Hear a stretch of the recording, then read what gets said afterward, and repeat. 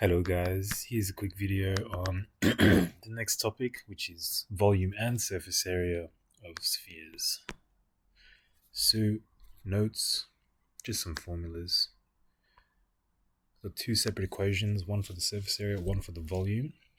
Both of these calculate the surface area for a sphere and the volume for a sphere. I don't know that I will derive these. The only way I know how to derive them is with some calculus. But what I might do, I might show you that derivation at some point, just so you can see what it looks like. But we're not going to really talk about it in too much detail.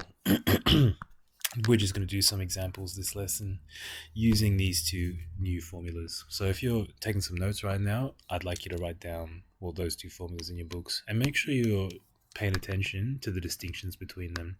Power on this guy is squared, power on this guy is cubed, right? Coefficient at the front here is 4. Coefficient at the front here is 4/3. So there's very slight differences between them that we just need to be careful of. But anyways, let's look at some examples. I'll do 3, and then I'll leave you guys to do the ones I haven't done. But anyways, the surface area and volume of a sphere of radius 7 centimeters. Correct the 2 decimal places. So if we drew a diagram of that, by the way, if you want to know how to draw a diagram of a sphere, draw a circle and then draw an oval in it. And if you want to get really fancy, you can make your top curved line a dotted line. And there we go. You got a quick sketch of a sphere. So in this case, we know the radius to be 7 centimeters. So the surface area, which is equal to 4 pi r squared, or it's equal to 4 full circles with a radius r, right? Pi r squared is 1 circle. We got 4 pi r squared. So the surface area of a sphere is equivalent to 4 two-dimensional circles with the same radius. Well, in this case, this is just going to be 4 pi times 7 squared. 4 pi times 49. Just quickly getting out my calculator.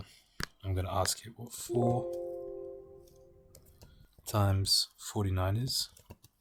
196. I'm going to say this is 196 pi. Of course, we can go through and multiply 196 by 3.14, so on. But I'm just going to leave this exact. This is area, the surface area, so I'm going to give it units centimeters squared. Okay, now for the volume of a sphere, that was equal to 4/3 pi r cubed. So substituting in r, we'd have 4 on 3 times pi times 7 cubed. Okay, just some calculator work. 7 to the power of 3 is that. We'll times it by 4, and then we'll divide by 3. About 457.3 recurring times pi. And so this is volume, so it's going to be units cubed, centimeters cubed. Okay, great. You guys try this next one. I'm going to show you example 19 now. So this is just an inverse problem. Find the radius, which we call an r so far, of a sphere with a volume of 10 meters cubed. So the volume of this guy is 10 meters cubed. Okay, well, I know that the volume of a sphere is equal to 4/3 pi r cubed. So in this case, well, we don't know the radius, but we do know the volume. The volume is 10 meters cubed, so I might substitute that in for my subject.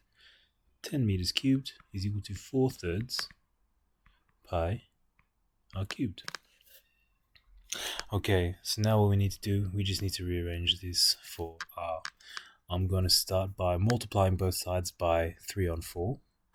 It's going to give me 10 times 3 on 4 is equal to, well, if I multiply this side by 3 on 4, we get cancel, right? Cancels out that 4/3 out the front. So we'd have pi r cubed.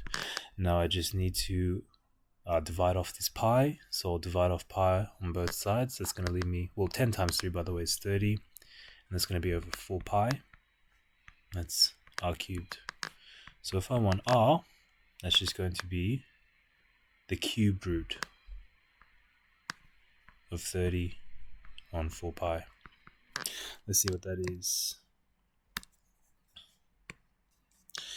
30 on 4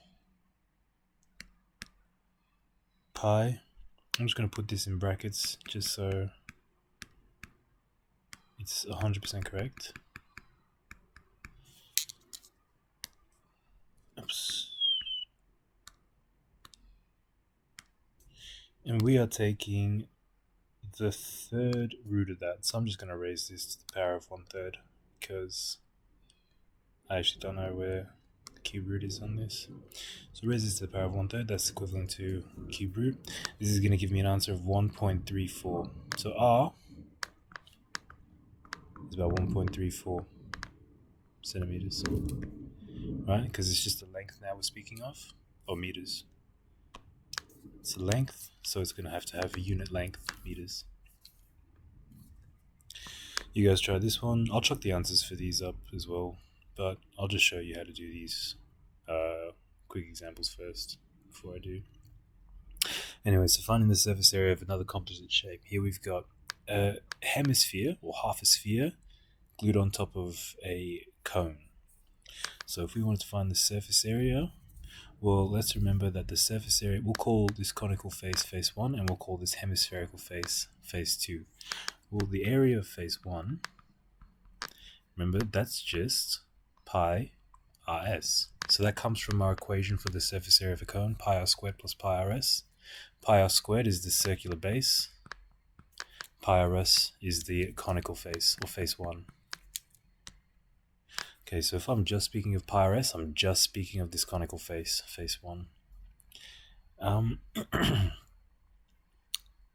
Face 2, that's a hemispherical face. So in this instance, if I cut a sphere in half, I'd have half the surface area of a full sphere, obviously, but then I'd also have to consider that I've got this new circular base as well.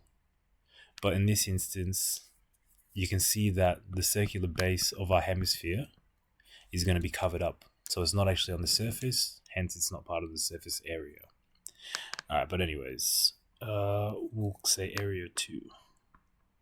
This is going to be equal to 1/2 the area of a sphere.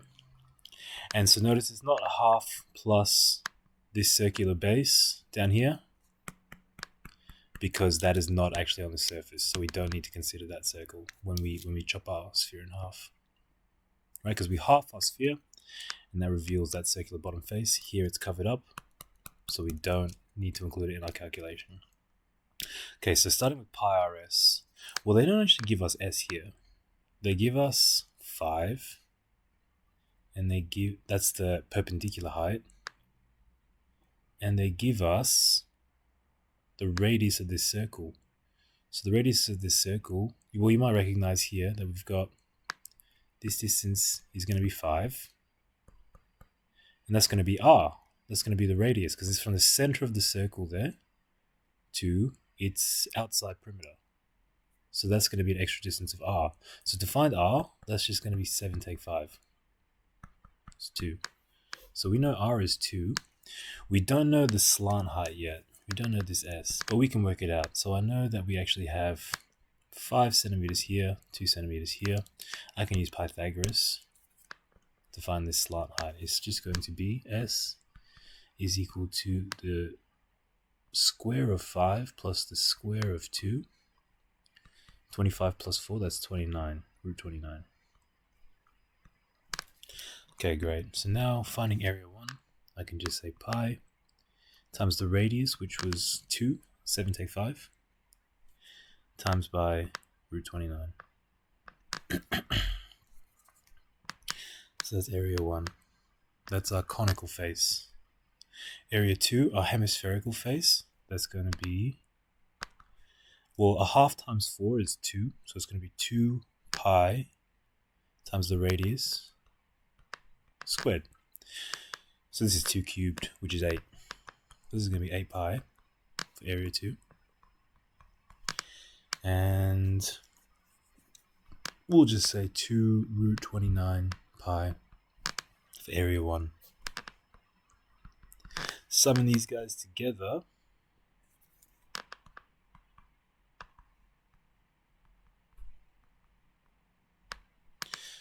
oops,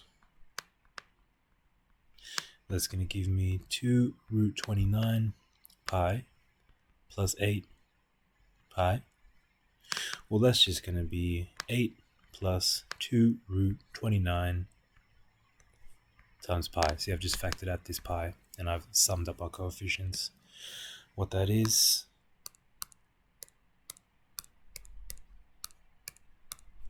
it's going to be about 18.77 pi, or roughly about 58.97. Okay, so that's the surface area. I'll just do the volume super duper quickly. The volume. So volume of a hemisphere is going to be half the volume of, sorry, just to make this sort of logical, we'll start with face 1. So the volume of face 1, well, that's just going to be the full volume of a cone, right? That's just going to be a cone there.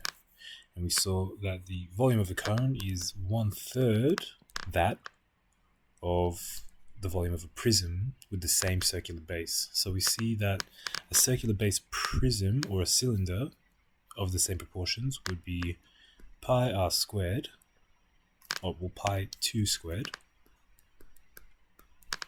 times by the perpendicular height, 5. So we're taking this perpendicular height 5, not 7, because as we start going above, beyond this 5 centimeters, now we're into the hemisphere. We're no longer talking about the cone. So it's just going to be this perpendicular height of 5 here that we're talking of. And that looks like an S, but we'll say 5. Alright, so that's the volume of cone. It's 1/3 that of a cylinder with the same circular base. And well, we can just simplify this quickly. 4 times 5 is 20, so it's going to be 20 over 3 times pi. Volume 2, that's going to be half the volume of a sphere. So half the volume of a sphere. So let's just simplify these coefficients. A half times 4/3. Well, top times top, that's going to give me 4. Bottom times bottom, that's going to give me 6. 4 on 6, that simplifies to 2 on 3. So it's going to be 2/3 pi times 2 cubed. Yep. 2 cubed is 8. 8 times 2 is 16. This is going to be 16 on 3 pi. So now when I find the total volume, it's going to be equal to volume of my conical piece plus volume of my hemispherical piece. It's going to be 20 on 3 pi. Let me just double check. Yep, 20 on 3 pi plus 16 on 3 pi.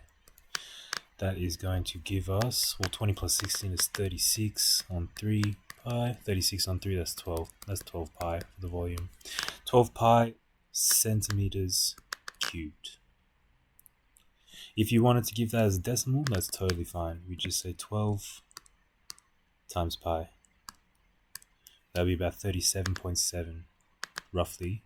About 37.7 centimeters cubed. Okay, you guys try out the examples I ain't done, please. I'll just chuck up the solutions for those sort of off to the side somewhere. But anyways, that's the examples done. Ciao.